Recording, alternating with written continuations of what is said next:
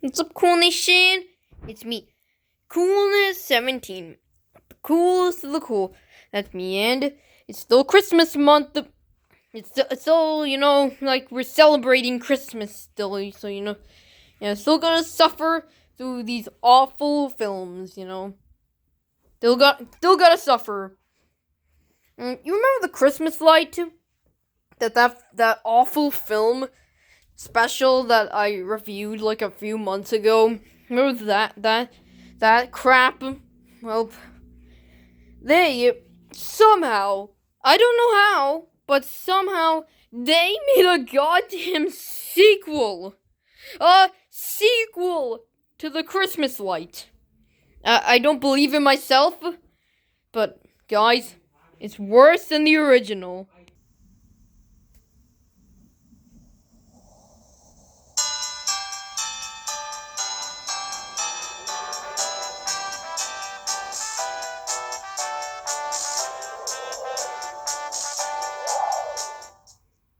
Yup, the Christmas light of all film, it had a sequel. It had a goddamn sequel. Like, seriously, I know pointless creations and everything, but this is probably the most pointless thing that mankind has ever come up with, ever. They made a sequel to a really bad film. I don't know why. Yeah. Like, it was pretty bad, Pretty bad. But, you wanna know the worst part about this film? The padding. This film is 1 hour and 12 minutes. Yes. And half of this film is literally filler. I legit didn't even finish this film. I stopped at the halfway point, because the rest of the film was filler. Like, the main story just stops halfway through. I am not even joking. It did not even need to be an hour. The first one wasn't even an hour. But I guess they just felt the need to stretch it out for even longer. Why? Does anyone even win out of this? No, really. I cannot believe that the Christmas Brigade fall films got a sequel. The Christmas light of all film got a sequel. It probably wasn't even that successful to begin with. But I guess the Christmas light was like the first 3D anime Christmas story. I guess they thought that they had to carry on the legacy. We must carry on the legacy. But it wasn't even that successful. It didn't even get that much recognition at all. So why would they do this? Why, pray tell, did they do this? Well, there's not that much in terms of origins of this film. It just sort of existed. Just sort of existed. So I guess we must just go into what happens. Oh God. So we start off with the title screen, where we zoom in on Santa's prison. Yeah, that just looks like a prison. And we get this crappy song too. The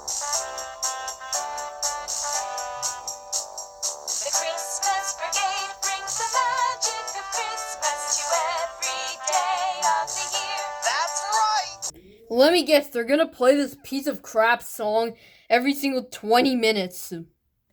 And we get some recycled animation from the first film. Yeah, this film somehow decided to become lazier than the first film.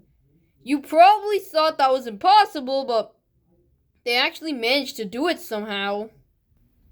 So we see our main characters, Santa, Jennifer, Isaac, and Burton, just in their ship, Sled 2.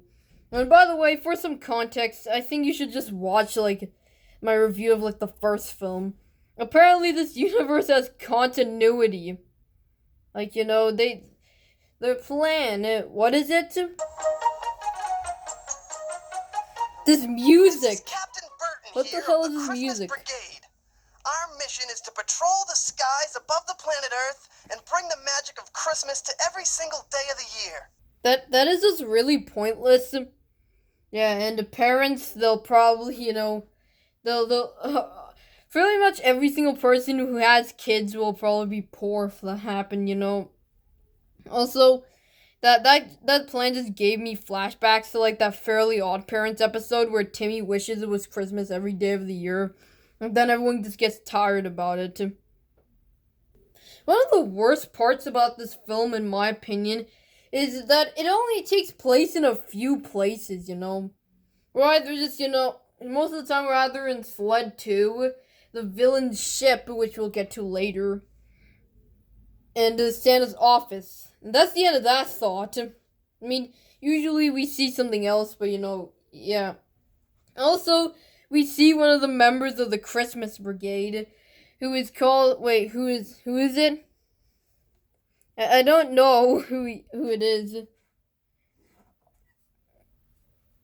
Perriette? I don't remember his name. Yeah, Pierre. Pierre is his name, and he's French. Christmas Brigade Junior member Pierre Toussaint. It's hilarious how hard they try to have accents. Also, the tower seems to be shrinking. It is shaking. What's happening now? No one that paused in Santa's dialogue. What's happening now? Like, I couldn't help but laugh. He's just like, what's happening now? And Pierre's reaction, too. Look! Like, seriously. Once again, it's not like the voice actors have no emotion whatsoever. But they go and have their robot X save him. Yeah. And Isaac has also come up with power belts, too. Yeah, him putting his hand inside that, table, that was actually intentional. Though, every single one of the powers that this belt gives you, it just lets you do something lazy with the animation. He just clips through the roof. Jesus. Like, this film is so lazy. And they somehow were able to put it in this thing we call plot. And if Isaac is shrunk, Burton shrunk. I get the two confused. There's also another one named Johnny. Yeah. Also, by the way, Pierre is just basically Jennifer's younger brother from like the first film, and Johnny they just recolored his hair. Nice going, guys. But the blade Johnny's on is also shrinking, and it turns out that Dr. D is the reason that this is happening. That's his name, Dr. D. Yep. Dr. D is the name, and I'm Dr. D. Dude, you didn't have to say it twice. And also, you didn't have to say it twice.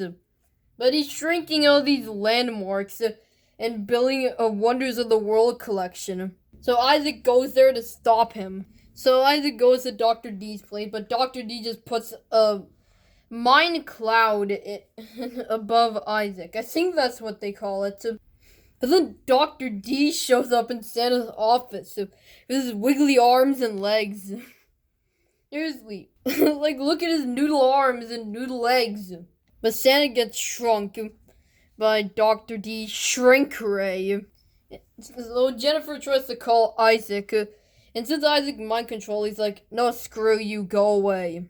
Oh yeah, and I forgot to mention that Burton got shrunk. Did I already tell you that? So they go into Santa's office where Santa is at, but they can't see him because he's so tiny. And as a result, yeah, it's they just can't do Christmas. Just completely give up. Great! I can just see the headlines now! Where's Santa?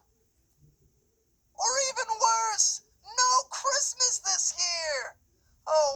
For some reason, the newspapers is randomly popping up as amusing. But probably not in the way that, the producer intended at. It's like sort of so bad it's good. But Christmas is about to start, but Santa's just tiny. But not all hope is lost.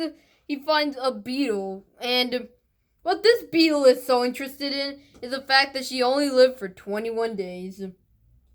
Some of her only thoughts are just death. But she's like, she doesn't want to do war. So of course, to pad out the runtime, we get a song. Of course.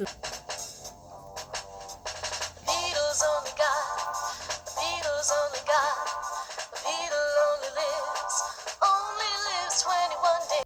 Good job padding out that running time, guys. There's even a part where you think it's going to end, but then it just starts again. If you live 21 days, if you live 21 days, if you live 21 days.